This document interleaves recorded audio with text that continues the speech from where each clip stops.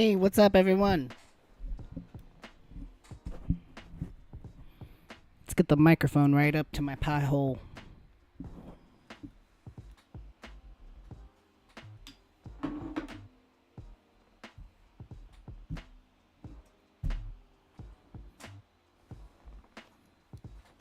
I'm gonna rearrange things around my desk and pretend I'm busy. Let me just touch all the things on my desk. If I do that, I look busy, right? I look like I'm doing something. Looks like I got more important things going on when I just briefly touch the items on my desk. No, I'm actually, like, arranging shit.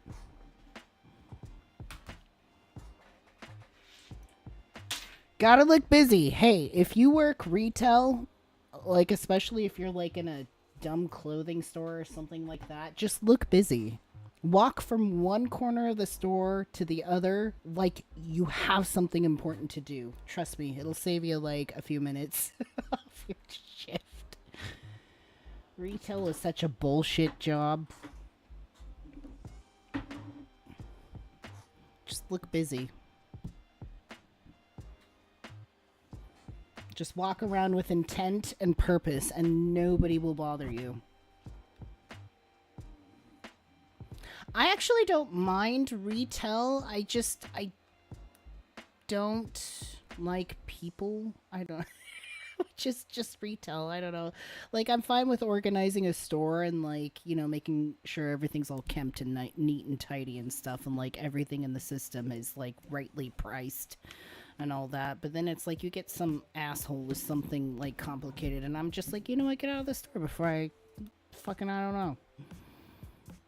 Before I fucking I don't know.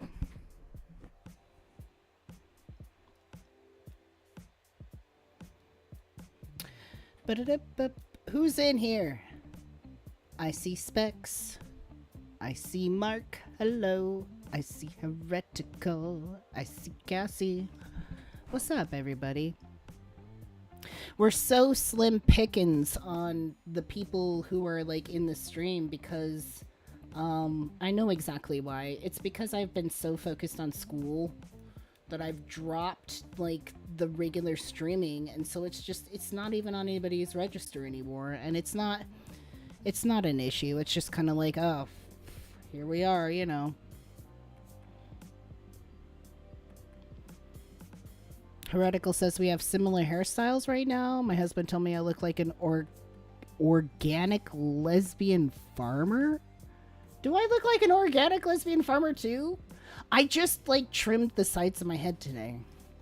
I just trimmed the sides of my head. Like I just did like it's all like it's not shaved, but it's like really short there, and then it's like a faux hawk. Like I've got like this mullet mohawk. I guess you can't really tell because like for one, my hair I just dyed my hair black, and for two, I have so much fucking poofy ass hair. You don't know what fucking hairstyle it is.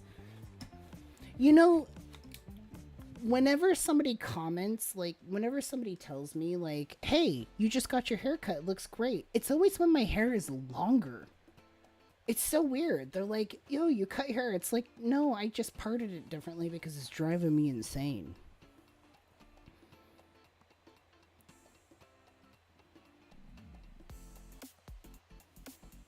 How many organic lesbians can you grow on a single acre of lawn? I don't know. Shout out to the lesbians, though. It's Pride Month. It's Pride Month. It is the holy month of Pride. Worship me, I'm queer. No, I'm joking. I got the queer beer, though. The Bud Light, the queer beer today. Because it's Friday, and it's Pride Month, and we needed a little queer beer. Oh, shit. Where's my vape? Oh, there it is.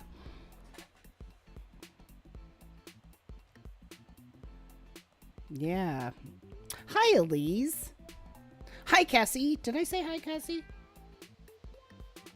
I think I did like a sing-song intro. And then I just sort of, yeah. I feel like my microphone is maybe not up so high. Not high enough? I don't know. Bop.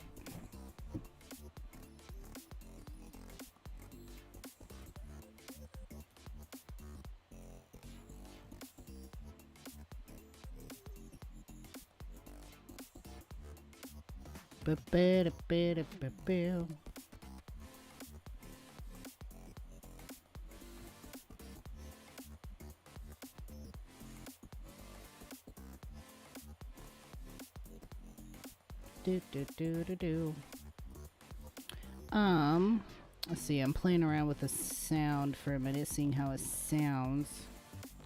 I think we are okay for the most part. I don't know.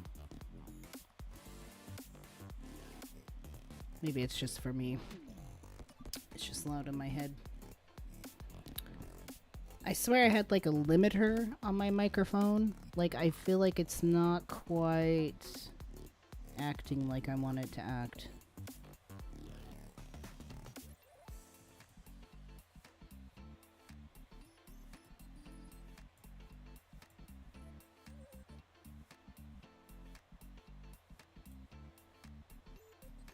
Maybe that's it. Maybe that's what I want. I don't know.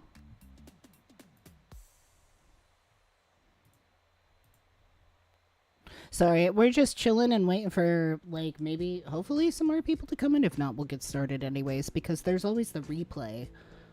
So, you know, I'm always prepared. I'm literally prepared to, like, stream by myself. Like, I don't care. It's just a recording to me.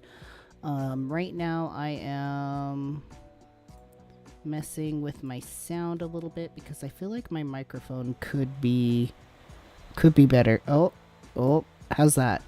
Are we good there? I feel like this is where my microphone should be at.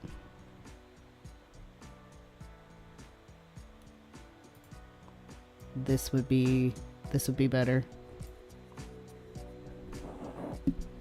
Did I get more disco balls? You know, I did, actually. No, you're right. I think it's just been so long and they're so kind of like passive over here in the corner.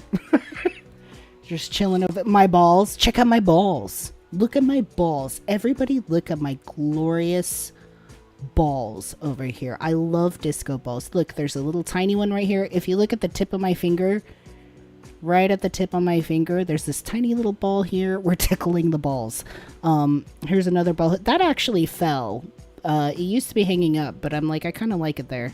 So there's the big ball, and then there's like two smaller ones. They're different sizes, but I think just like the way they're placed, like it makes them look like there's the same size, but like the back one's a lot bigger than the one on the side right here.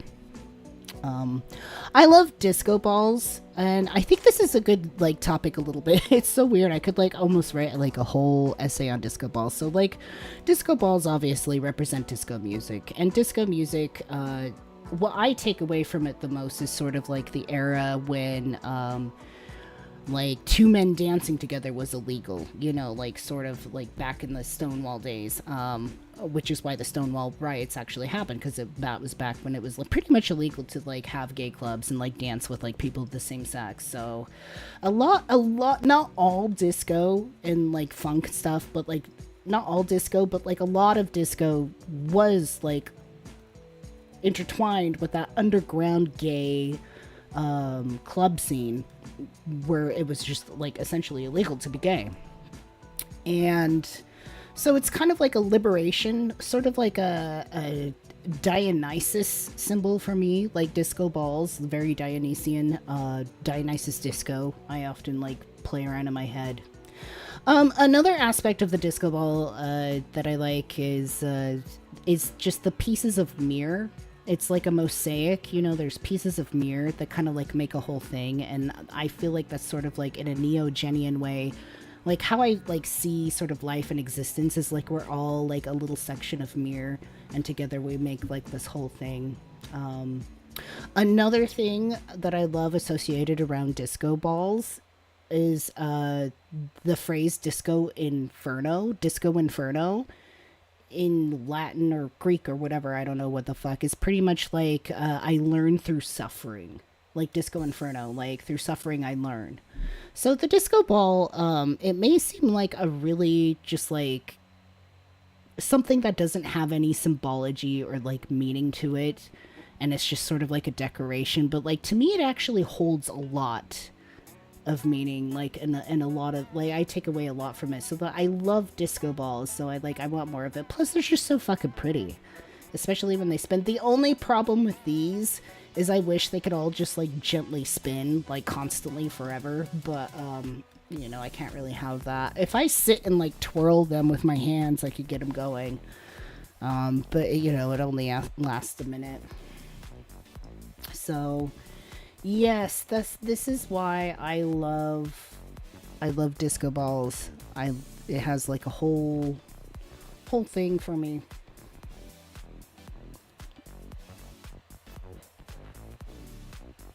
So disco balls in the chat. I miss everybody. It's kind of sad. I know, like our live streams are like kind of like slim pickings. I really do appreciate you, those of you who came though.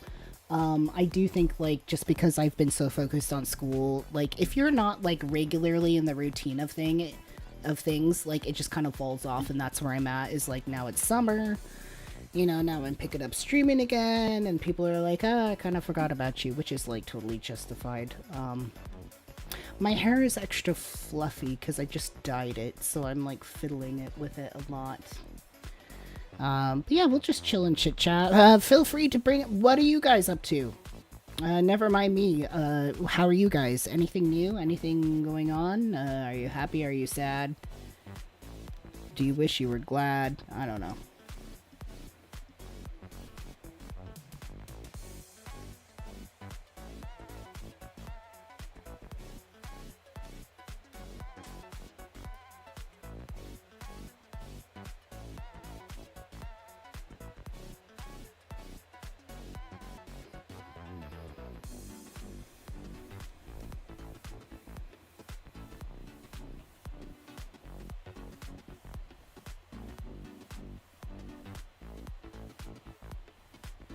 Disco balls are gay icons. I think so.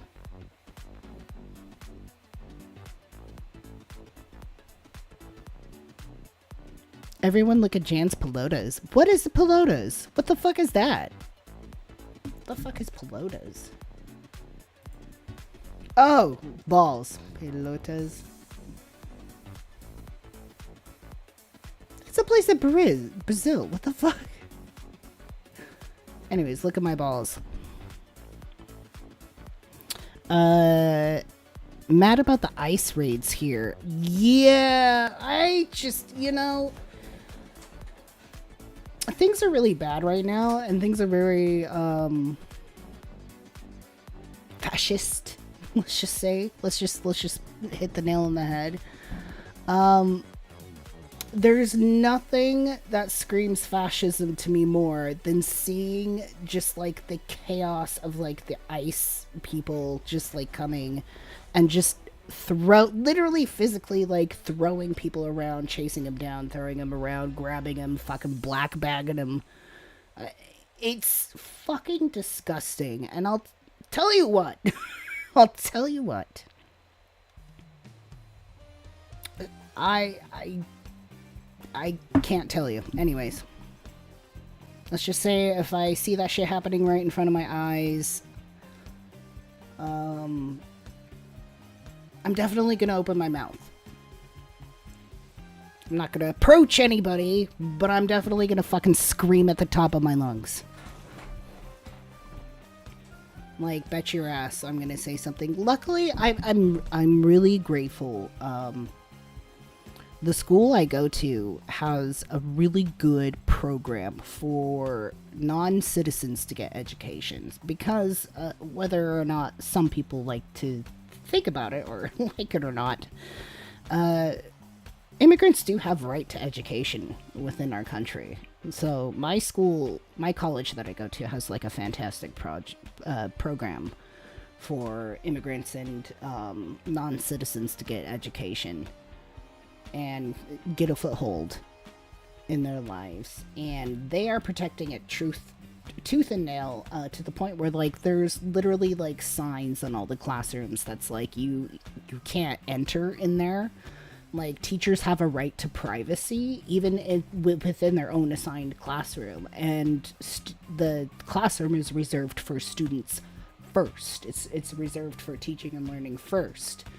And if anybody has any thing to contact students about, they have to go through the administrative audit office. So my school is really on top of that ICE shit and has like no tolerance for that crap of anybody getting harassed for any reason.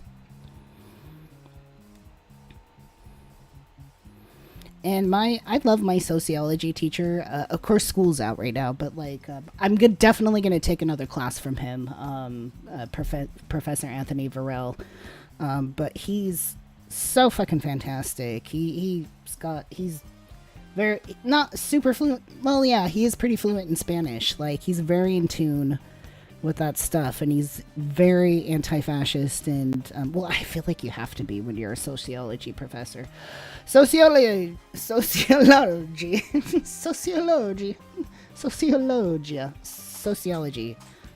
is like my baby right now. It's my obsession, and the more classes I take in it, and the more I go that direction, the more I kind of like fall in love with it.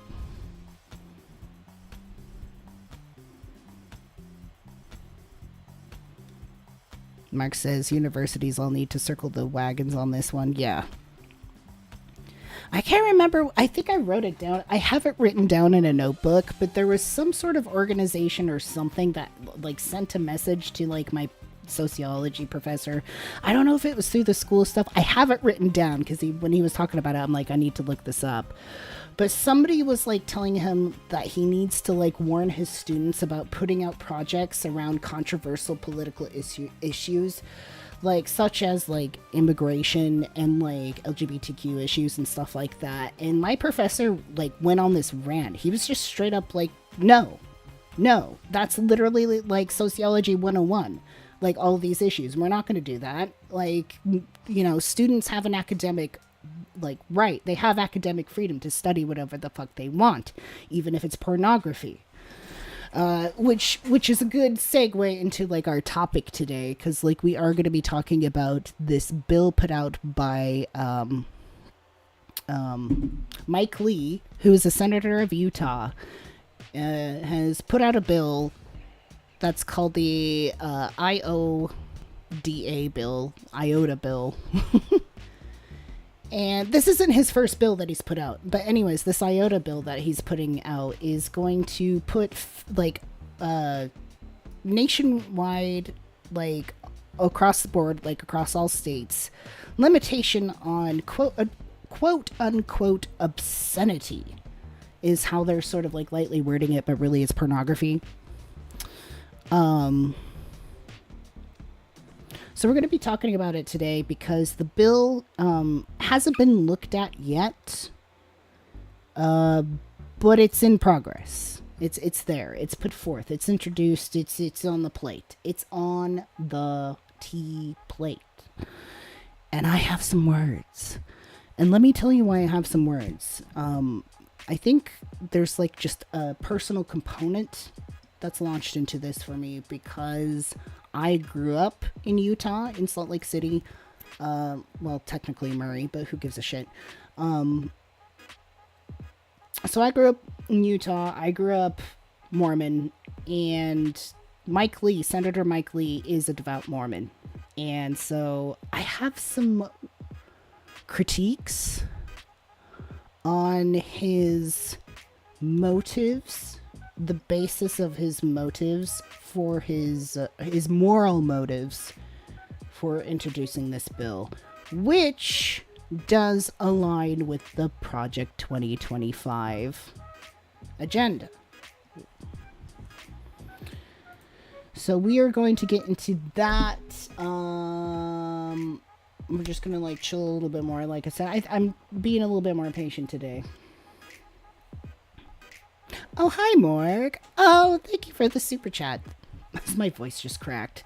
God, I can't speak in my retail voice anymore. I don't know why I feel the need to do that for live streaming. But anyways, thank you so much. I really appreciate that. And you coming and stuff. Let's see. Heretical response says, good for him. The professor. Yeah, I really... really like my professor. I'm excited to take like some more classes from him again. A very eccentric guy. Talks a lot about his like family. Oddly enough, like he'll be like, all right, we're gonna like read this article, and then we're gonna like read this study, and we're gonna analyze it. So take 10 minutes and read it right now. And then like as we're like reading this like short study, he's like, so I was talking to my wife the other day about our daughter who has a boyfriend, and they're having problems, and my daughter's really upset, and they're breaking up. And I'm just like, why do I need to know this about you personally? But it makes him more human, right? Like there's nothing more insane than having like a professor or a teacher that you can't like connect to like at a human level. Especially in sociology, because a lot of sociological topics tie to something like deeply personal. All the other students in my sociology research class were heavily like invested in immigration issues because they have personal experience with it. So I learned a lot about like kind of like not just like the technical policies and stuff. Jesus Christ, is this music still going? What is happening? Anyways, yeah, I learned a lot about like immigration, and not just like technical policies, but just like how generally like families and children like feel about it and their fears surrounding it. So yeah, ICE, talking about ICE is something I'd like to speak on it more in depth, but I'm still gathering myself. But it's definitely something I'm really passionate about, and I'm really upset about like how it's being carried out. This is straight up fascism. There's another topic I've been wanting to talk about too, and it's the topic of Miss Rachel. I don't know if you've all seen that or not. Miss Rachel is like a really big YouTuber who does like children, like really high end, like high quality, like content for like tiny children. And recently she's put under fire because she, God forbid, dared to voice her concern over the children that are suffering in Gaza. And now she's under fire by the ADA, which is like the like official like anti-Semitic organization. Pretty much allegedly they're saying that she's accepting money directly from Hamas and it's so ridiculous. It's like, oh, Jesus Christ.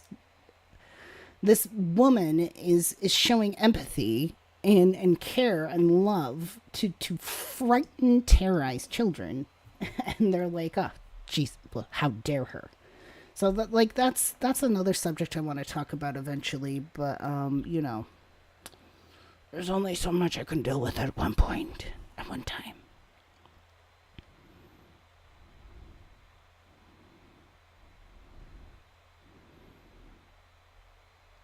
Hey, MC. How's it going? Good to see you. Okay, so, my friends, speaking of sociological issues,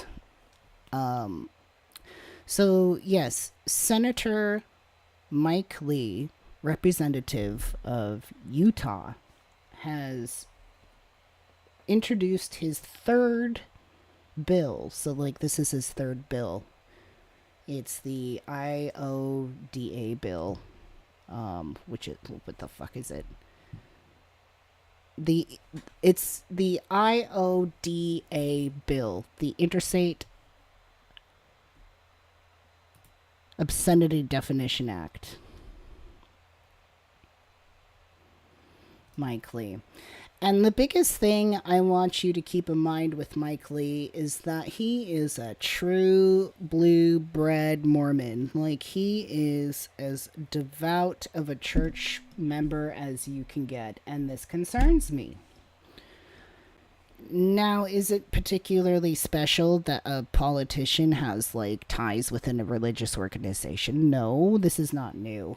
But Mormons tend to be their own special kind of hell, one that I'm actually very familiar with. So, when a Mormon representative puts forth another bill to essentially like really meddle with what's considered quote unquote obscene or pornographic, like all across the United States. I have so many questions. Well, not really questions. I have so many critiques. I have so many critiques. As somebody who was raised Mormon, who has enough knowledge about the church's attitude, teachings, policies regarding sexual education and pornography, their attitudes about sex in general. I have a lot to say. I have a lot of knowledge. I do. I really do. I can just pinpoint these fuckers to a wall. So I'm going to try to stay calm because when it comes to kind of this stuff, I tend to get like a tad triggered because this brings up a little bit of what is it? What's that shit that I suffer from that I talk to my therapist about with every week? Right, religious trauma. See, I'm getting like riled up already. All right, let's all do a breathing exercise. Breathe in. Breathe out.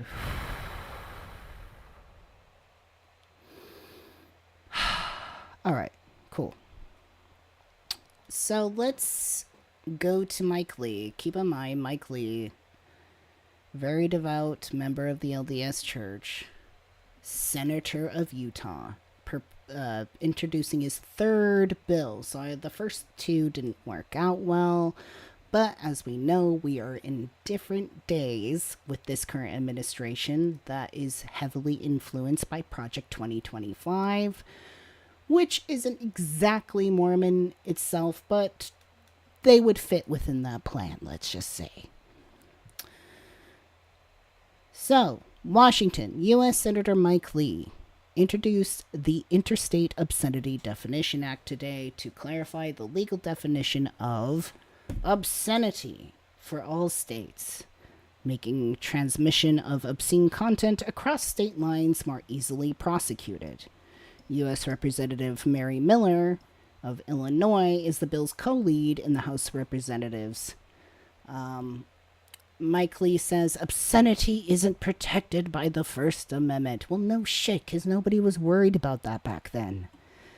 But hazy and unforeseeable legal definitions have allowed extreme pornography to saturate American society and reach countless children. Our bill updates the legal definition of obscenity for the internet age so this content can be taken down and its peddlers prosecuted. Damn, doesn't that just sound so heroic? Doesn't that just sound like he's really speaking for the children? There's caveats to this.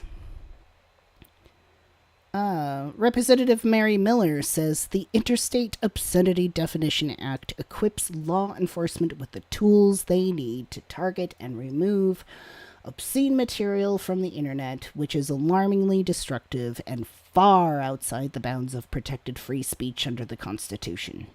I'm proud to lead this effort in the House with Senator Lee to safeguard American families and ensure this dangerous material is kept out of our homes and off our screens. Well, don't fucking look at it. First of all, don't fucking look at it. Secondly, both of them use constitutional speech, like they weaponize constitutional speech. And here's what irks me like about a lot of like politics that people like to do is there's this whole garbage argument for a multitude of things, not just this, but it's sort of this attitude that a lot of people get where it's like, well, technically this isn't in the Constitution, Like, for example, abortion isn't technically in the Constitution. It's like, well, no shit, but there was abortion back then. It wasn't an issue. In fact, often it was encouraged because like resources were so limited. There was so much disease. It was so hard to get by back then. Like it was just kind of like, yeah, if you're not set up for another kid, drink some mandrake tea and push that out. Like what is it? Ben Franklin, I think, had some like recipes for like at home like abortion teas and things like that. It wasn't a thing. So why the fuck would they give a shit about obscenity back then? Dude, what they were worried about back then was like making money and like occupying land. Making money, occupying land. If you were more southern, you were about keeping your slaves and producing cotton. Like, what? Of course, upset.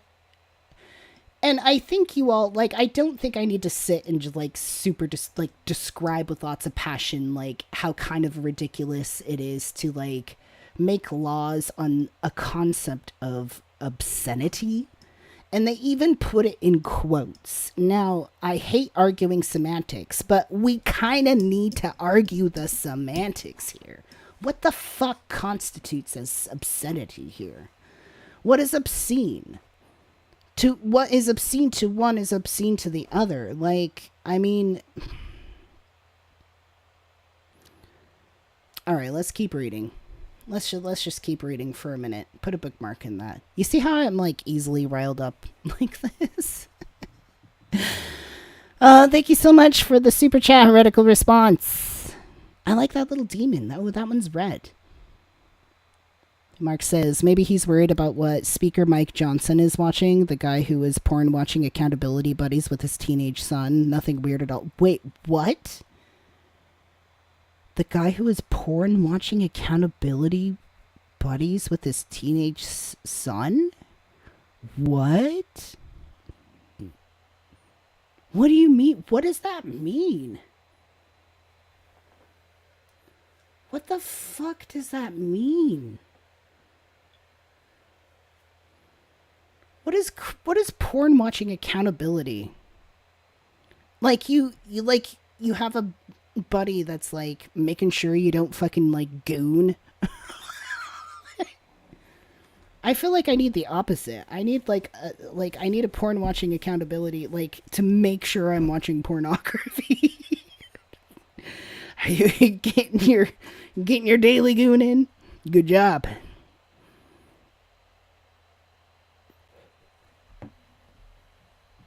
Bro, what the fuck?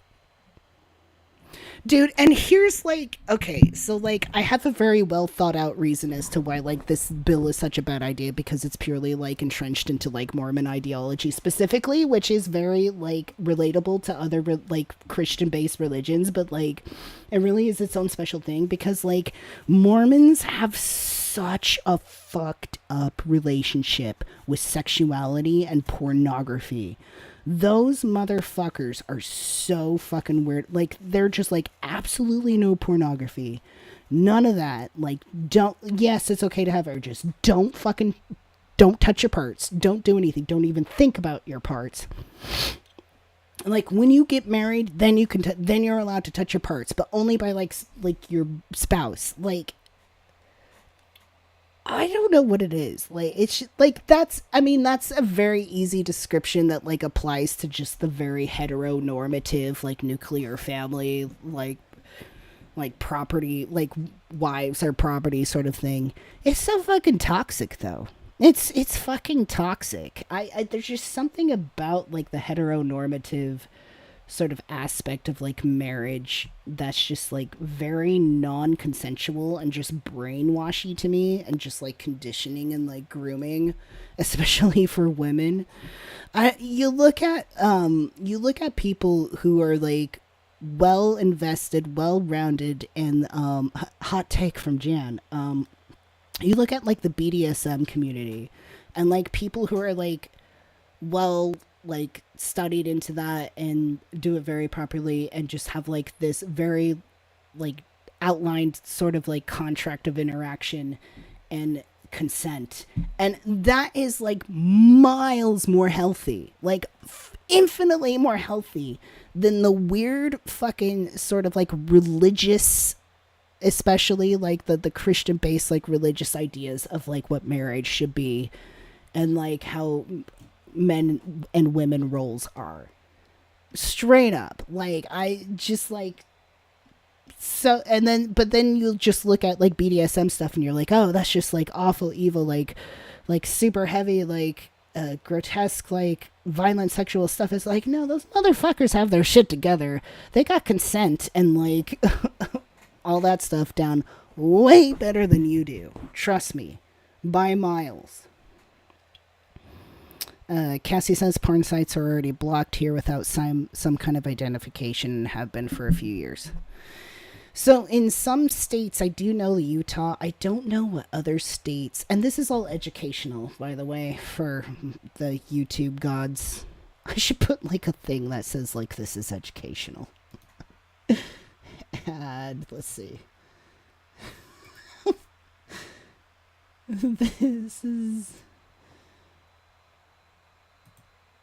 No, create new. Let's see. Can we do the... This is an educational... And I can't spell discussion. Apparently right now. Discussion.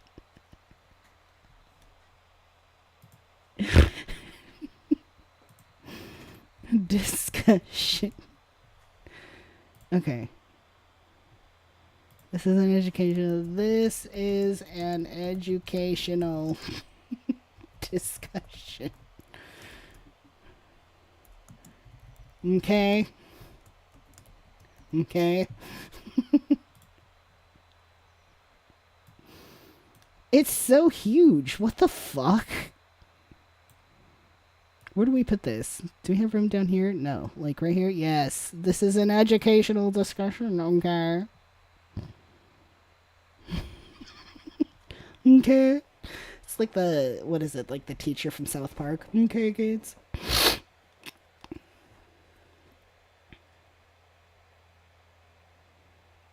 For educated purposes. Where are we? Oh, let's go back to this. Okay, so let's see. The Interstate Obscenity Definition Act, IODA. It just looks like IODA. It reminds me of like the phrase like, well, not one iota, you know. Okay, so anyways, IODA clarifies the definition of obscenity across all states and provides updated descriptions suited to modern content. I don't think that's... Well, okay. The new definition removes dependence on ever-changing and elusive public opinion.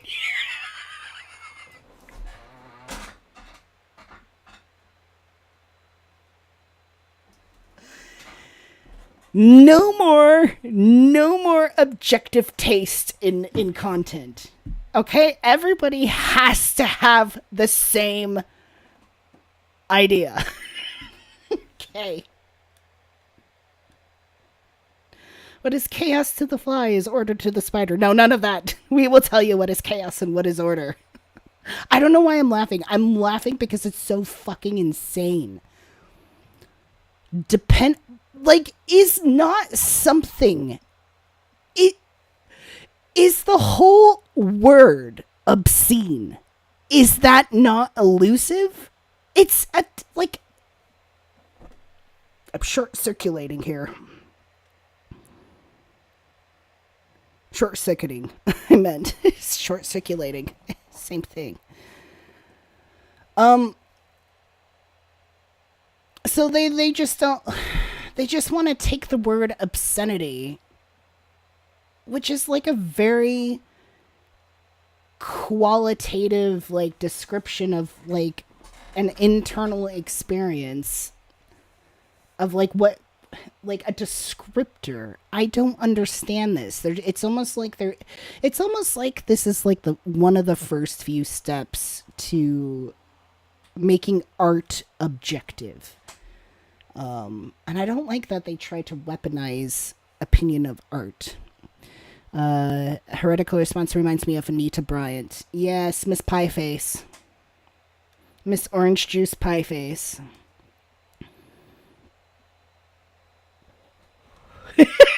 No more asking the constituents what they find objectionable.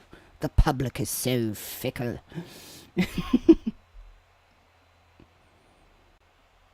Oh, this is so obscene. I just feel like it's written by like an old fucking English madam. Like, obscenity is already unprotected speech under the First Amendment. So was a...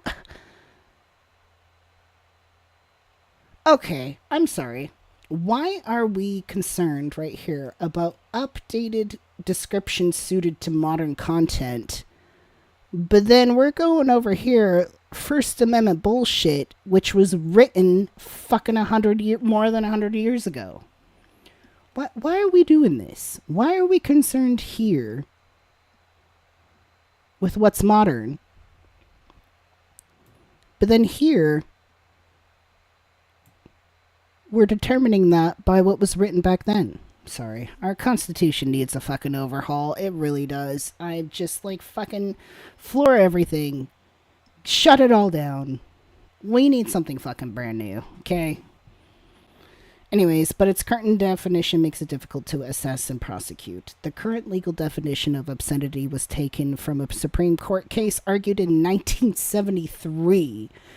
What, back when pornography was like pushed out by some fucking porno maker with big fucking sideburns and like a hairy chest and a big gold necklace smoking a cigar, like that kind of era. Anyways, its standards are subjective and vague, making it difficult to apply with certainty to any given material. No shit. Is that not life? Using a pre-internet standard for modern times presents serious challenges. Why are you doing it? Why are you doing this? Why are you doing this? Why are we doing this? We want descriptions of modern content, but we want to define them based on what was considered First Amendment speech at the time. We're also looking at the 70s. This is what gets me. Ugh. I think this is what gets me most. The Communications Act of 1934. Now, I've done some previous research on this in the past for class assignment, and the Communications Act was, like, initiated by Roosevelt. It was specifically to, like, sort of, like, mitigate, like, radio transmissions, all right? Because this is back at a time just after the Second World War. Shit's... Or right as it was ending anyways. I don't remember. Timeline shit, I don't know. Just kind of like right there. Okay, think of that.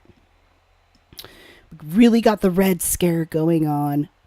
And a lot of this stuff, this Communications Act of 1934, was to put a cap on sort of like socialist voices. Some of them particularly like Jewish socialist voices. Activists from the Second World War and the Nazis. So it's and also this Communications Act of 1934 was to prioritize radio time and space to bigger corporations. Right. So it was trying to push out a lot of sort of like small time radio broadcasters, which was mostly like churches and stuff. They would do like church services. There was like educational programs and things like that. So those were all pushed out. Things became more commercialized with radio space. You know, like we're thinking back when like the radio was the way for them to like communicate. That like that was their internet. So the Communications Act of like 1934, to define obscenity within the Communications Act of 1934, if we're going to provide updated descriptions that suit modern content and we're basing it off the Communications Act of 1934, that's not going to go well. The Communications Act of 1994 or 1934 was incredibly biased. Like it really put a clamp down on like material that they really didn't like, citizens to hear. There was the Red Scare going on, which means they didn't want anybody talking about anything socialist whatsoever. So like genuine educational socialist programs were put down and replaced with commercialized content. So that's just like really odd to me that like none of this. And keep in mind the past two bills like didn't go through. But times be different a little bit now. I'm a little bit concerned. If this doesn't go through, there'll be another push down the line later. Anyways. Let's see. So it defines obscenity within the Communications Act of 1934 as content that, taken as a whole, appeals to prurient interest in nudity, sex, or excretion. Okay, these word choices. Depicts and describes or represents actual or simulated sex acts with the objective intent to arouse, titillate, or gratify the sexual desires of a person, and, taken as a whole, lacks serious literary, artistic, political, or scientific value. I'm sorry, but I think there is much like scientific value in studying sexual desires. Absolutely. Because that's where we find out things like, a lot of conservative middle-aged men like porno that include trans women. These are things we would like to know, right? These are interesting things to study. God, I wish Pornhub would just get some balls and like out all the politicians. I know outing is like really frowned upon and stuff like that, but I'm very petty and vindictive and not always nice.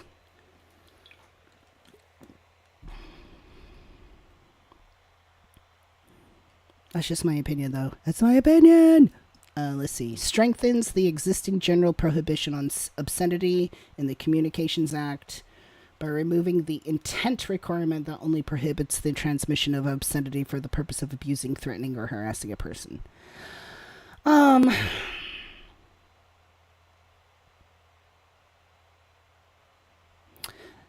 So this is just a way, this is definitely an area to start limiting free speech,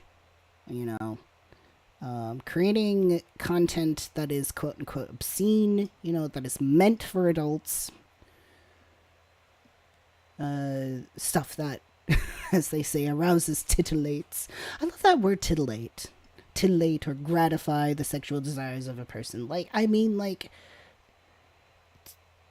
Does that not like inhibit like pretty much like freedom in general, like freedom of what do you care what people are doing with their own time? I'm just really offended by like them trying to determine what is lacking in serious literary, artistic, or political or scientific value.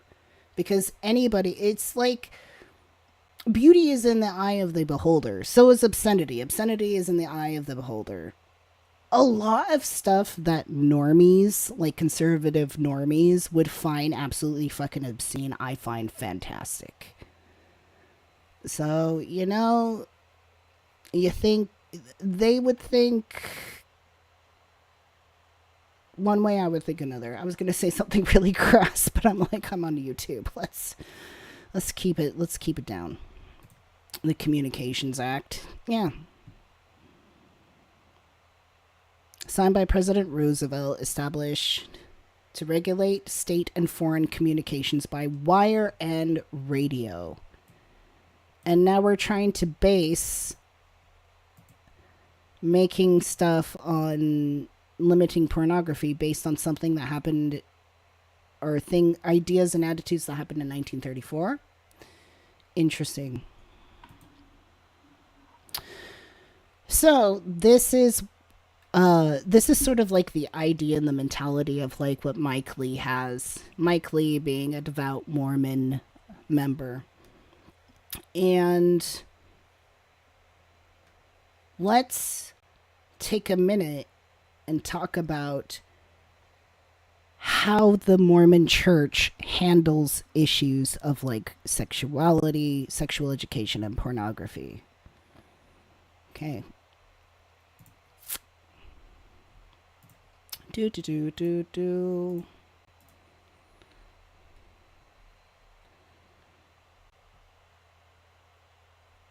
Oh, you know what? Before we get, I think there's a good point though to make though.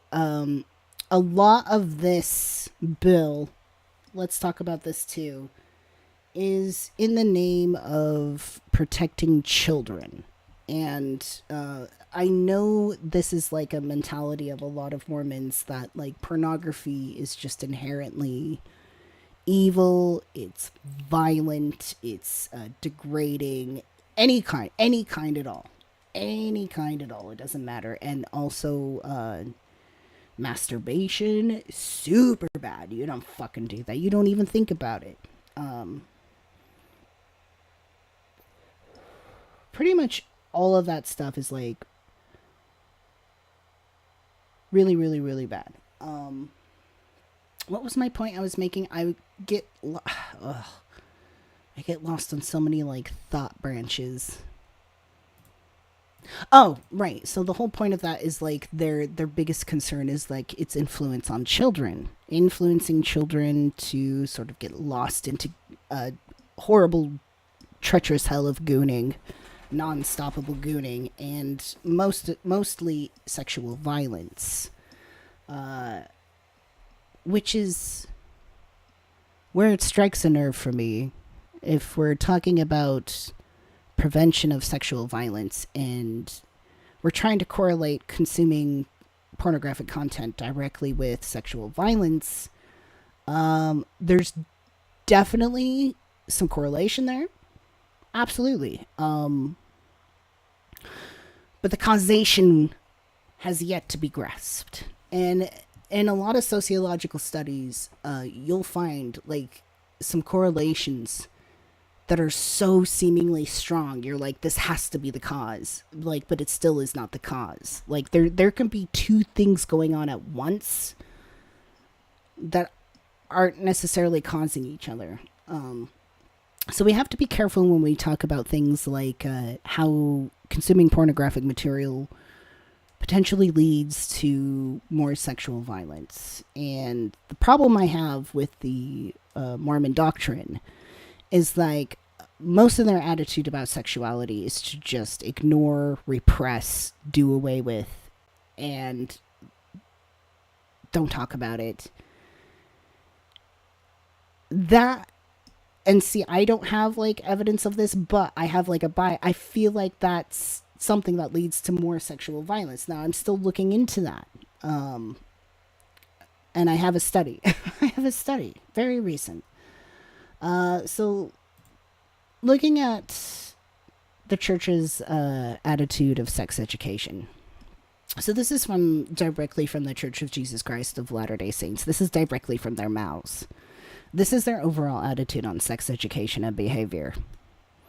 So sexual feelings are normal and expected as children mature through puberty and into adulthood.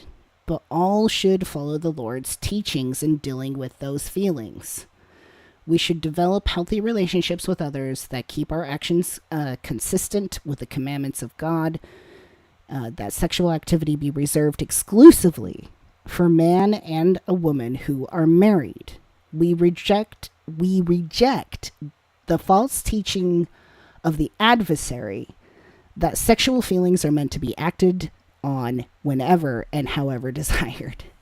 That sentence right there cracks me up. So, like, we reject the false teaching of the adversary that sexual feelings are meant to be acted on whenever and however desired. Who is this adversary? Who's this adversary? Who's this adversary that's telling you that you should act on your sexual feelings whenever and however you desire? Because, like, I don't even, like, sex positive people aren't even like that. Like, oh, just do it whenever you can and however you can. Like, nobody's doing that. Who's doing that? Who's this elusive adversary? When children and youth are confused or have questions about their growing bodies and their developing sexual feelings, parents have the responsibility to teach them about their feelings and behavior in a timely, clear, and age-appropriate way. Yeah, but their parents aren't fucking equipped to do that, so... Anyways, parents approach these conversations with love, patience, and understanding, and with gratitude for the opportunity to talk to their children about something so meaningful. Yeah, let me tell you why it's meaningful to them. The Spirit of the Lord will assist parents as they prayerfully seek to know when and how to have these sacred conversations with their children. God has commanded that sexual behavior be reserved for marriage between man and a woman. It's Adam and Eve, not Adam and Steve. Parents should teach that sexual feelings are a normal and sacred part of our nature as children of God, that when used according to God's commandments, they can be a source of joy and strength to a husband and wife. Ew, ew, ew, ew, ew. Isn't it interesting that sex education, sexuality, sexual behavior, sexual maturation, maturity, whatever, is such like a vast, complicated thing, and the church takes it and just like wraps it up in 3 paragraphs. That's like, you know, you can have the feelings, but don't do anything about it until you're married. Doing what? We don't know. Just don't do it. It's like, it's so censored. It's so taboo. It's so, you know what drives me mad about humanity, like in this modern day and age, just general society. What drives me nuts is there's like 2 of the biggest things that like happen for all of human existence. Like the 2, I mean, you could add more to it and describe it differently. I don't care. But it's just like 2 things is like dying and fucking. Dying and fucking for some reason are just such controversial issues that we have to just be so fucking fidgety around, and yet they're like the essence of existence. Like, fucking obviously creates life. Dying, obviously you're going. So like, what are we doing as a human society, as a human race, when we're making these subjects just so fucking undiscussable? We should be having the most conversation about these things. Especially sexuality, sexual dynamics between partners. Oh my God, we can't even fucking talk about that because the sexual dynamics are already laid out for you right here. Between man and woman, there's your gender roles, there's your position roles, there's your dynamic, there's your dom and sub right there. Like, you don't even have a choice.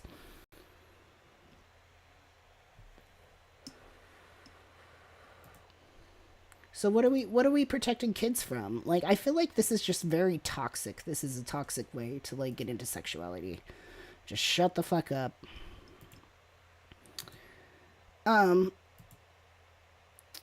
And with Mike Lee proposing this to like protect children, the Mormon church historically has a bad reputation for protecting victims of sexual abuse. 100-fold. Let me check in with the chat first, though. I'm getting sweaty. I'm getting heated. Ooh, I hate this shit.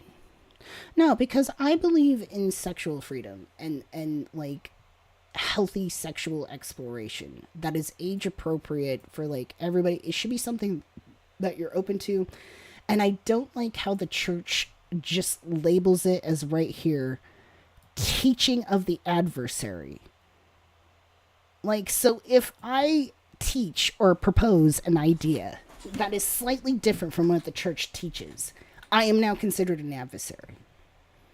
And if you do not fit in this criteria of just man and woman, then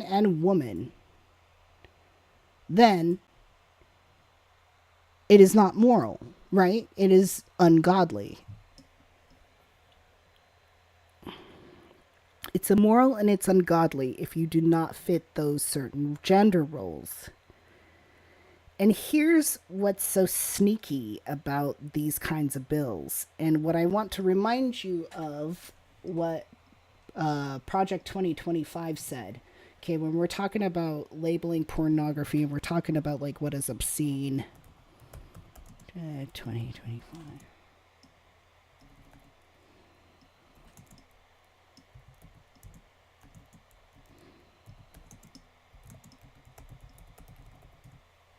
When we're talking about like what we're labeling as obscene, what's not, when we're defining roles, okay? Because we know that when Mark Lee is proposing this bill and he's looking back on the past, like, especially when we're looking at constitutional language, which was like a ton of shit about property, what was considered property or not. Women were definitely property back then.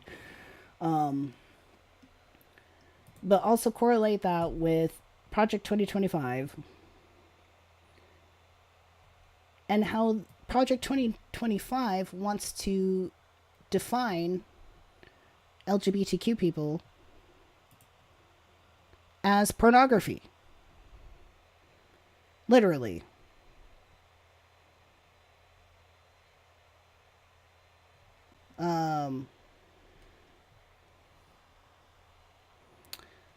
They want to... Where was that?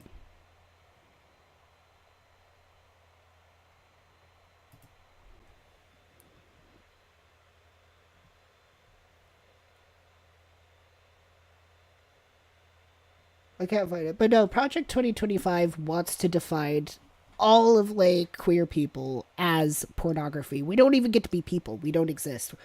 So when we're introducing a bill that's about what is considered obscene and what's not, and they're saying, oh, this is this elusive thing, and we gotta like put like a technical definition to it. Who do you think is gonna be part of that definition? Trans queer people. Okay, why? Because they want to label us as pornography. Why? Because we don't go with the man and woman married only for sex. Like, we don't go with that narrative. So, anything that does not fit within that sort of Christian idea of like man and woman only having sex, everything else is seen as deviancy. If you masturbate, if you do all this, if you touch yourself, if you think about things, any of this other stuff, if you view porno, if it is not purely missionary style sex with your boring fucking like straight coupled partner, like, then it's seen as obscene. Which kind of makes me laugh, honestly, now, because now I'm just imagining in a world where like this sort of shit passes, and the only fucking like pornographic material we have is just like just two people doing it in missionary style, and that's it. God help us all. God fucking help us all. Okay, it's educational. It's educational.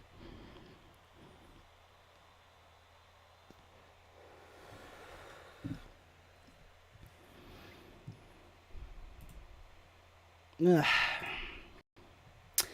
Anyways, I found a study. This is a very recent study.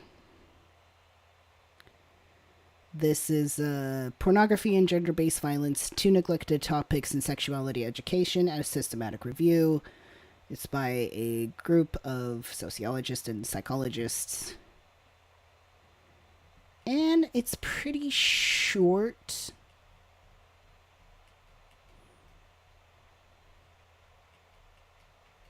It lays out all the mathematics and stuff, but they did with lots of... you can find this online. But this is what I look to, because I'm like, what is the correlation between like sexual violence and consuming pornography? And pretty much in a nutshell, the study indicates or shows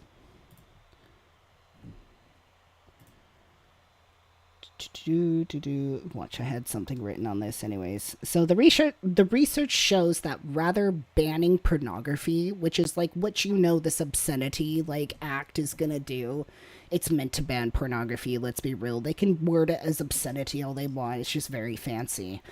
Anyways, so like rather than banning pornography, like a better, more comprehensive approach and is something that's like age appropriate, right? Like you need age appropriate sexual education. Yes, you need sexual education by the time kids are tiny. And what age appropriate means is something like when you're a tiny little kid, you just learn the names of your body parts, right? You learn the names of your private parts, things like that. You learn that there's parts of your body that no other people should touch. You learn about bad touch, good touch, things like that. You learn about consent. And then as you get older, sexual education progresses, like, and even as little kids, you can learn like, oh, Timmy has two dads, that's it, and then when you get into your later teen years, you have something more complex, stuff like that. I think people should be talking more about like consent and discussing different types of pornography and different types of sexual interests. Whether you want rough sex, slow sex, stuff like that. These are conversations we should be having openly. But anyways, age-appropriate sexual education. So like in the 2024 systematic review, Martinez found that this is one of the people here that did this study, that while exposure to aggressive or degrading pornography can negatively affect youth, because that's obvious, it could negatively affect anybody. The solution is not censorship, but education. So like sexuality education that addresses pornography directly is especially important. Like, and that's what their take is, like with Mike Lee. Mike Lee just wants to introduce this bill. Like, we don't talk about it. We don't discuss it. We just label it as obscene and we throw it away, which is not surprising since Mike Lee is a devout Mormon. And what's the church's attitude towards sexuality? It's only between a man and a woman. The end. Don't touch yourself. Good night. Eat your greens. Pray to Jesus. Don't touch yourself. Eat your Cheerios. Take your vitamins. This is based on that. The best thing to do is to talk about the pornography. If talk about it. Yes, there's pornography out there. Yes, this does that and the things over there. And I'm not talking about like teach your kids to be sexually deviant. That's not the point. It's to have a discussion around it so that, when they approach or get into that kind of stuff, if they decide to, then they're better equipped and they don't end up in a situation where they get harmed or unintentionally hurt somebody else.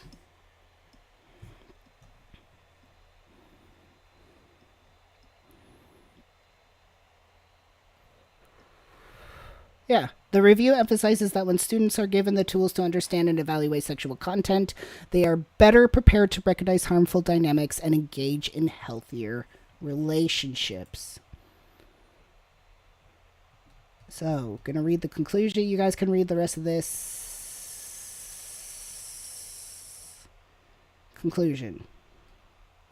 With regards to the objectives of this study, evaluated programs including the topics of pornography and gender-based violence in their syllabi have been analyzed, as well as their approach and content, their methodological characteristics, and their main results. The result of the study, how there are very few well-evaluated sexual programs that address all of these issues. So there's not even really there's not sexual programs out there in the U.S.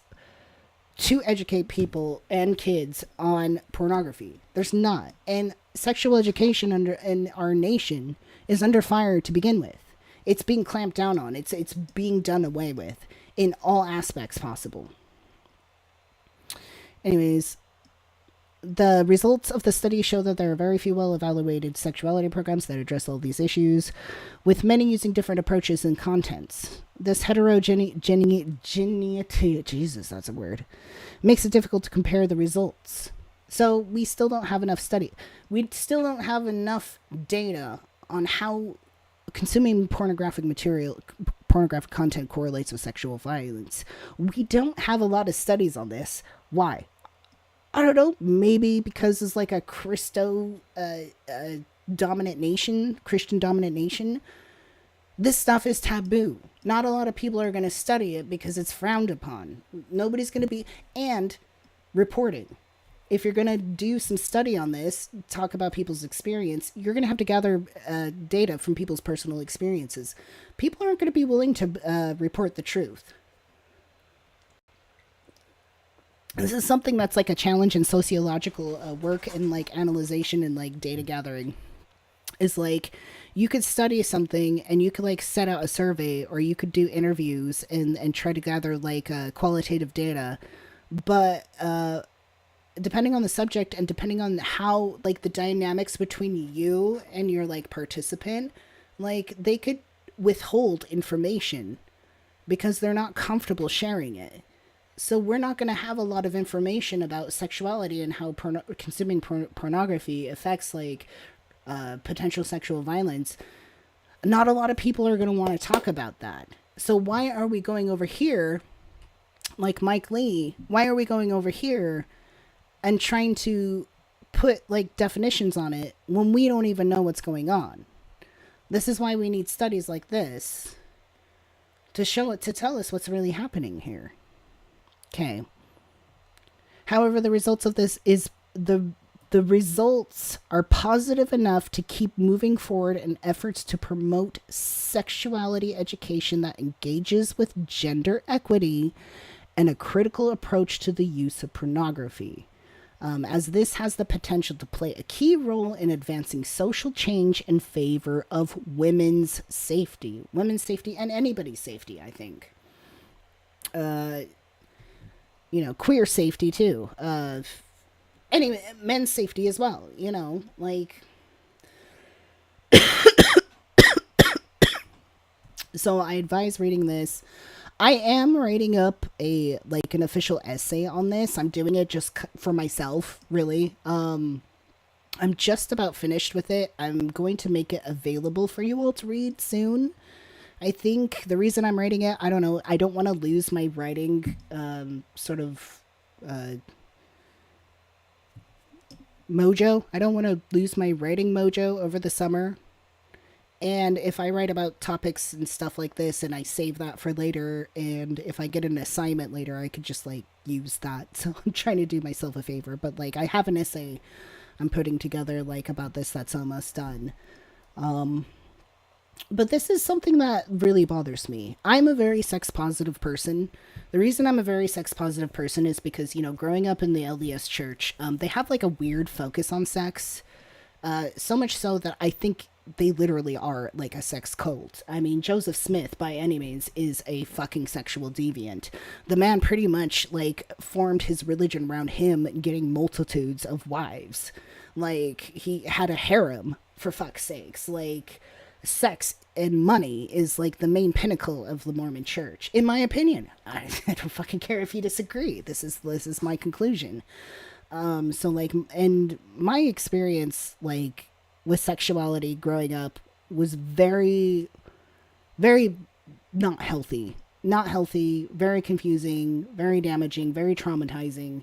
And so like as an adult, it's like getting into like exploring my sexuality and things about myself, from a safe place, from a healthy place. Like, I think this is very important to do. I wish I had an opportunity as a younger person to get like better sex education, so I could have prevented some things, or recognized things that were bad to begin with, because it is statistically shown, like children who do have like sexual education, like things that are basic, like, hey, somebody shouldn't touch you in your private spot, like it is on record and confessed by like plenty of pedophiles that they will not go after children that recognize like parts of their body, recognize like acts and things that are going on. So it is incredibly important to have this sort of education. And when we have these bills that's just like, oh, just get rid of porno, like just delete that, that's not going to fix anything. And I don't know if it's still true today or not, but I think like Utah is one of the highest rated, like either it's for depression or like sexual abuse or something, but like they're not good for that sort of thing. They're very Mormons in general, I think, are very sexually repressed people.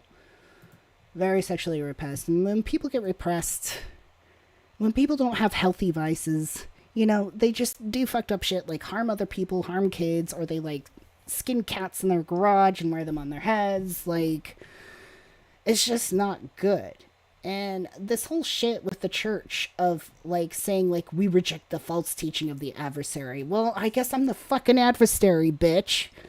But I'm personally not going to teach people that sexual feelings are meant to be acted upon whenever and however desired, like a fucking goddamn rabid animal. Like, it's not a fucking black and white choice. It's not one or two. It's not like you either like sleep either with a man or a woman, like only a heterosexual relationship when you're married, or you're fucking donkeys or something like that. Like, it's not, life isn't like that. Life isn't like that. You can't take human sexuality and summarize it in these 3 paragraphs talking about how it's just between a man and a woman and just for the Lord. Like, this is bullshit.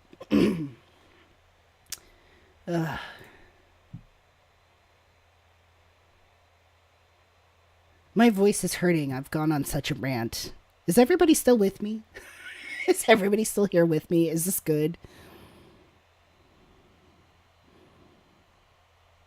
Mormons really need to get their minds out of the gutter. They really do. Cassie says the statistics I've heard of is 1 in 6 children under 18 will be sexually abused in Utah, which is higher than the national average. Here's something I want to bring up.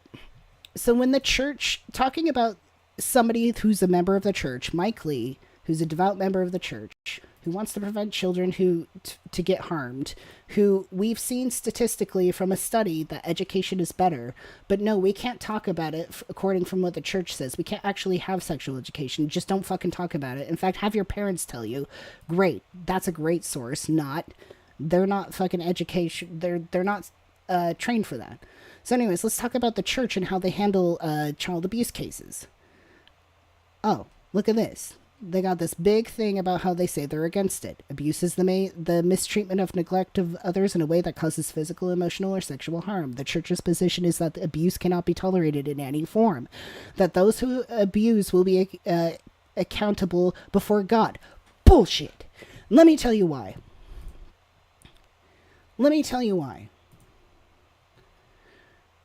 The church, and don't be mistaken, don't be fucking mistaken, okay? Because the church has this stupid web thing on there. They're like, okay, abuse, we're against abuse. You know, anybody who's abusive will be held accountable before God and stuff. All this other garbage here that I don't want to read because it makes me want to fucking puke. And then this shit, too, from the church. In crisis now, talk now. If you or know somebody who's been abused, seek help immediately from civil authorities, Child Protective Service, or Adult Protective Services. You may also seek help from, and then they list all this national stuff, right? These national hotlines for like reporting abuse to the authorities. You think, oh great, good. The church has a strong stance against abuse, right? No, bullshit. You know why it's bullshit? Because even though they have all these things like the national lines listed, their internal practice for their church leaders, so like what they tell each other behind closed doors, is if somebody confesses to abusing a child, let's say for instance, to a church leader, they are not encouraged to immediately contact the authorities. You know, if you're a random church member and you do this yourself, yeah, that's fine. But when church leaders get confessions, now Mormons don't do confessions, but you know, you can confide into your church leader. But if they get somebody like confided in them that they've done something illegal, they don't go to the authorities. They don't do that. They have their own internal hotline. The Mormon church has their own internal hotline for church leaders, bishops and stuff, to talk about, hey, I have a church member who reported their child being abused or something. What do I do? Who is that hotline? The hotline is Curtin McConkie. This is a medical defense team. I think they're based in Idaho, but they work for the team. They have a program. I can't remember what the program is named. I had the program name somewhere in my notes. Anyway, so the LDS Church in 1995 established an internal hotline for its church leaders to report abuses to. That is by Curtin McConkie. This is a Mormon affiliated legal branch. There's a lot of business people, lawyers, and stuff like that in Mormon church leadership positions. This is very common. The Mormon church, they have their own like business school. They have their own fucking university, for fuck's sakes, which Mike Lee graduated from BYU University. But anyways, so they have their own fucking legal corporation thing here. That's not like Mormon itself, but it's run by Mormons to report abuse to. Now, this is legal stuff. This is like legal advice stuff. They could legally advise them. So, what do you think they're going to do? What do you think Curtin McConkie, like associates and shit, lawyers are going to do when a church leader calls in and says, hey, I've got a church member who's like reporting abuse of a child and stuff like that? You think they're going to encourage that church leader to directly go call the police? No. They're going to protect the church's image first. And oftentimes, and this is heavily criticized, and there are tons of fucking accounts of this, where they sweep the shit under the rug. Just like, for instance, the former Mormon bishop highlighted in an AP investigation, arrested on felony child sex abuse charges, because the shit was reported to that internal hotline, and it fell through. This just happened recently, 2024. A former bishop in the Church of Jesus Christ of Latter-day Saints, who was featured in an Associated Press investigation into how much the church protects itself from allegations of sexual abuse, was arrested by police in Virginia this week after being indicted on charges he sexually abused his daughter while accompanying her to a school trip, blah, blah, blah. Anyways.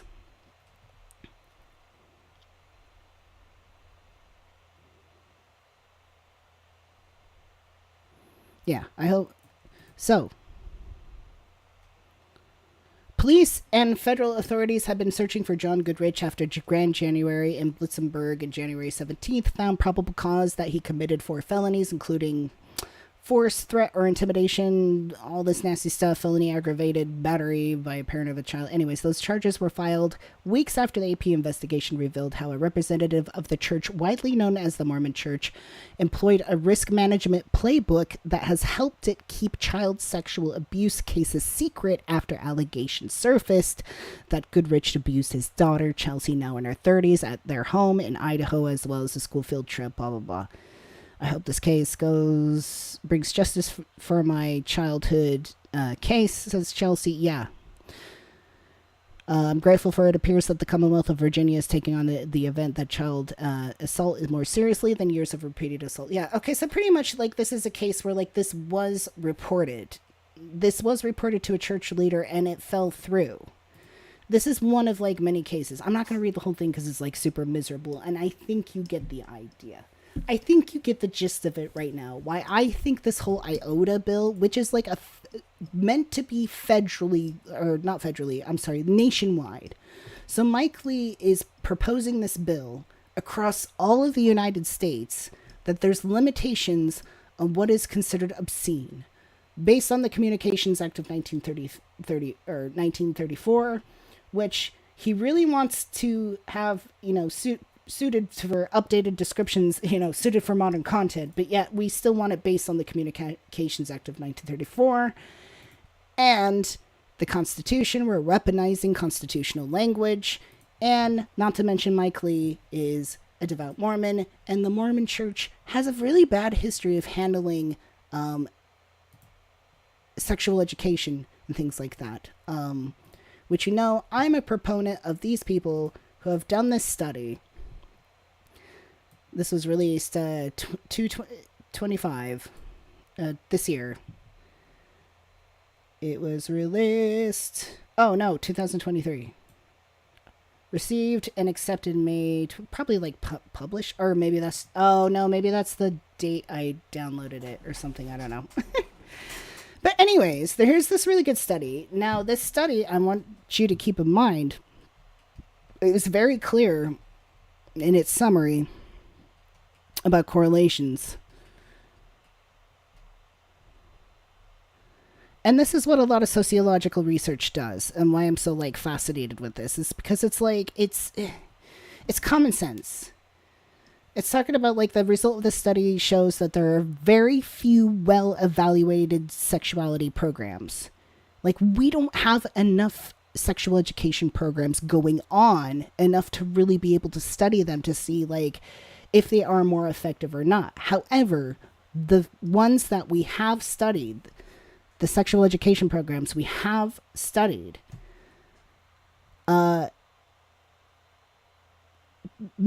promotes like healthy sexual education. It does. I'm trying to I'm trying to read how it's worded while thinking at the same time.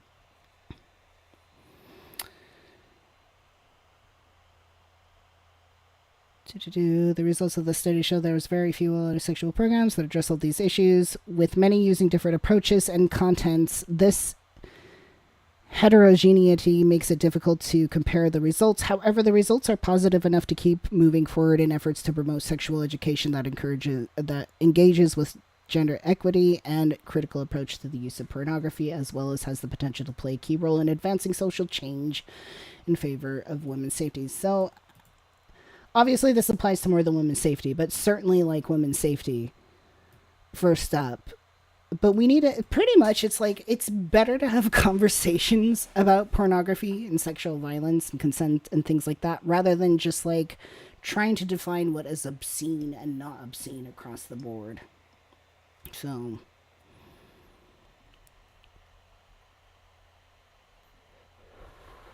that's it. That's me. Like, you know, I grew up Mormon. I know how fucked up they have fucked up attitudes about sex and sexuality. I didn't have a good experience because of that. Sexual repression is not good. I think sexual education is very important. I'm a very sex positive person. All right. Well, that's my topic. That's it. That's all I got for today. Let's turn the music back on for a little bit. What do you all think? Let me know. Tell me your ideas. How do you think I feel about this? Give me your thoughts. Give me your criticisms.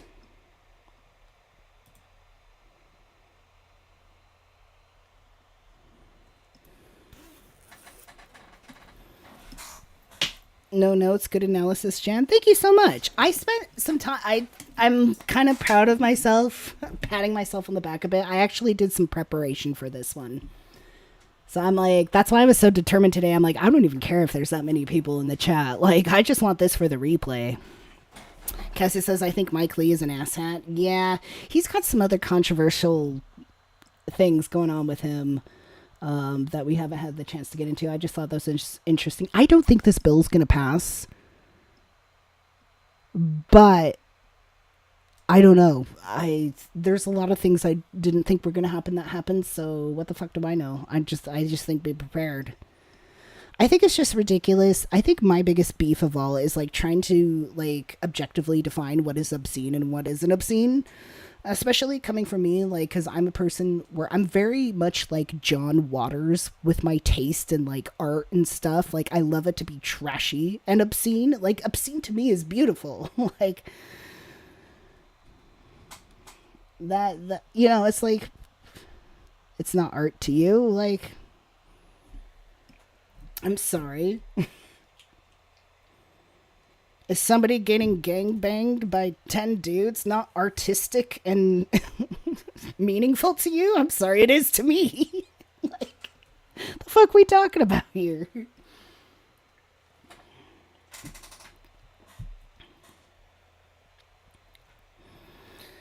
Also, before any of these asshat politicians make any decisions about like pornographic stuff, I want to see your porno history first. I'm sorry, and I know it.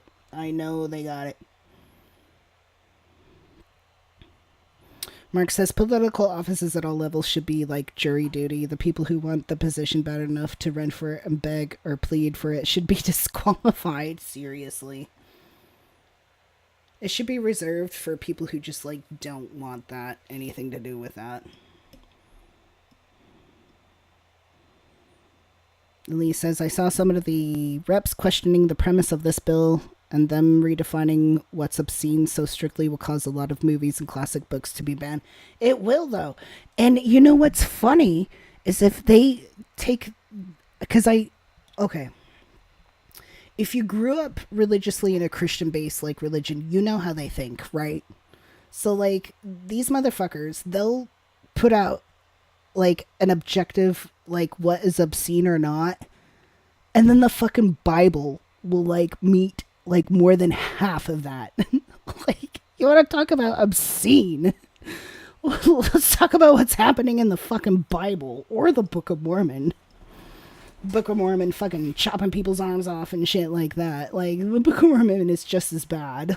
It'd be great. I've thought about reading the Book of Mormon. I don't know if I could get through it. I think in a different, I don't know. I think if something like maybe if like Morg read the Book of Mormon like one time, I would definitely be into that. I don't know if I could do it myself. I would love to see somebody else do it and just like chime in, like see somebody else's reaction to that.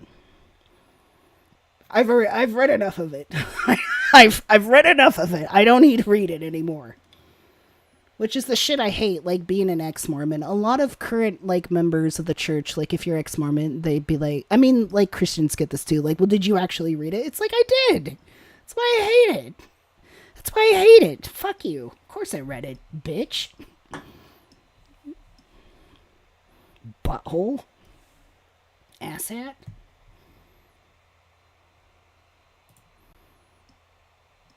Ball tickler. Douche canoe. I miss douche canoe. Remember douche canoe? That used to be like a good insult, like douche canoe. I miss that douche canoe. Fucking douchebag.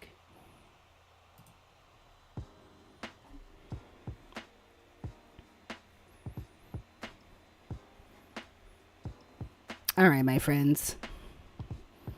I'm getting all like hot and sweaty. I think I've had enough.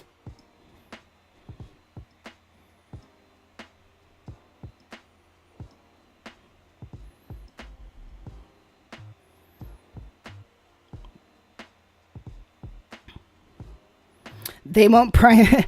Elise is like, they won't pry my Anne Rice genderqueer vamp novels. Dude, I was thinking about that too. Because like as of like, what is it? Maybe like 4 months ago, I've been diving into adult literature, cliterature. So like just really obscene like dark romance books. I love the shit out of them. They bring me so much, like they're so much fun. But it's like I'm thinking like, are those gonna get banned too? I don't know. How are you gonna do that? And then I was thinking of like the like there's ASMR artists that are like they get pretty freaky. It's like it's kind of like the modern day like sex phone hotlines. Like back in the day where it's like you call and you have like a sexy conversation. Only it's like ASMR artists get like really sexual these days. It's fabulous. But it's like, what's gonna happen to all that? I'm like, that's like half my day. You can't do this to me. You can't ban that shit. That's half my fucking day. What do you mean? And then in video games, what are you going to do? Ban shit in video games? What about mod content? There's modding content that mods video games to make it like more obscene, more nude, whatever, more violent. Like, what are you going to do with all this? There's so much, like, there's so many different variations. And to base it all off, like, the Communications Act of 1937, which was completely solely around the radio. Like, are you kidding me? This is just freaking ridiculous. Elise says I still have to finish the one you shared. Dude, I shared like the one with you. You should finish it. I actually like that one. That writer just released a different book, I think just this month, called Catch Me, I think it's called. I want to read it.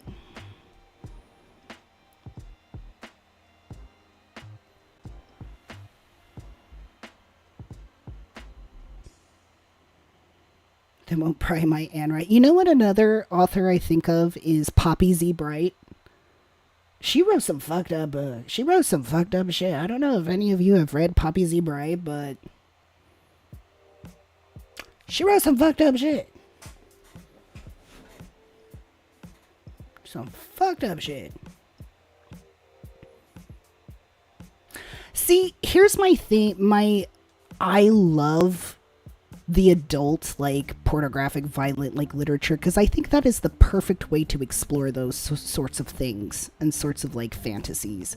Like, because it's meant to be fantasy. It's just in the book, right? You're just sitting in your chair. At least for me, I'm sitting in my fucking Adam Sandler outfit, like, reading these books. But it's like, I think, like, through literature is, like, a fantastic way to explore sexuality and things like that. That's just me. I don't know. Because you can just, like, go on an adventure and come back to reality. Like, we need these things. We need literature. We need this kind of stuff. I am just like, I've said it before, like, I'm very much like John Waters. Like, the more, like, ridiculous and, like, fucking trashy the content is, like, when it's got, like, strong themes of sexuality and, like, violence, stuff like that, I'm like, great, give it to me. I love a good, like, adventure. I think John Waters said something like life-affirming movies can be such a drag. I agree. Like, I'm not gonna fucking, like, read shit or stuff that's just, like, so mundane and passive and just, like, normal. Screw you.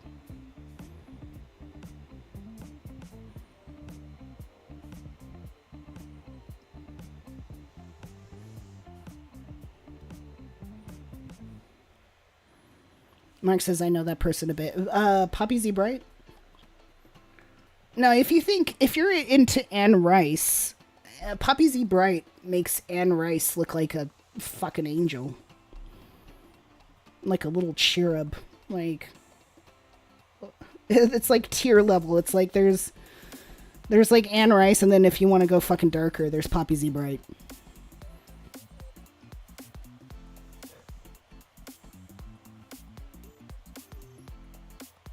My favorite book that I read recently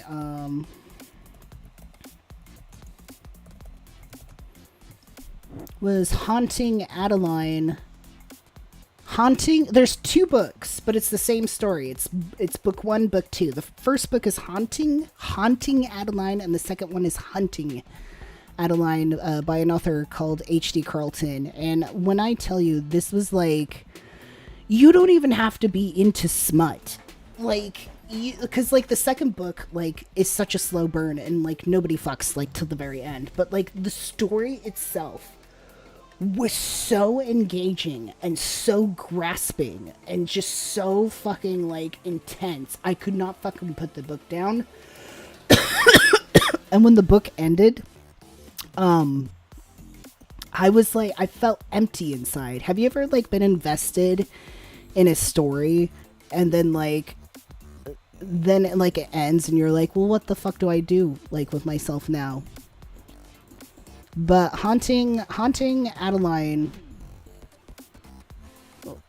definitely Haunting and Hunting Adeline, definitely. In fact, I want to buy these. I want to buy this.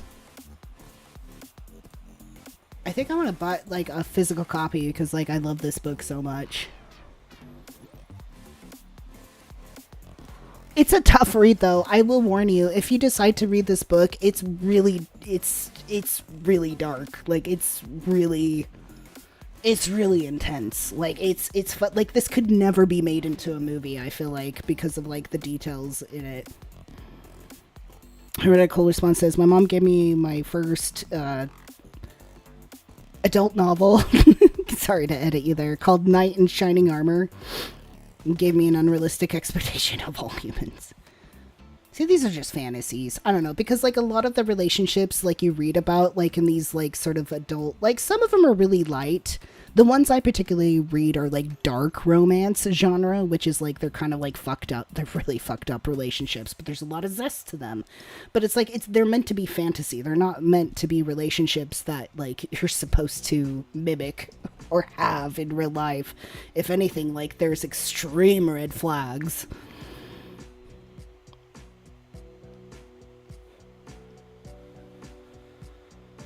What am I doing? I gotta go. I gotta get off this thing. Alright, everybody. Thank you so much for joining me. Yes, we will for sure be streaming next Friday. I promise. No skipping. We are doing it. We are back in business, babies. We got it. So tell your friends, tell the world, share the video, tell them to watch the replay. If you haven't liked the live stream, please do so now. And thank you so much for the super chats. I really appreciate that.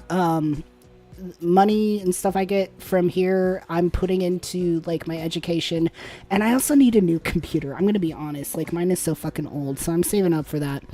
But it really helps, you know, support me still streaming and my education and all that shit.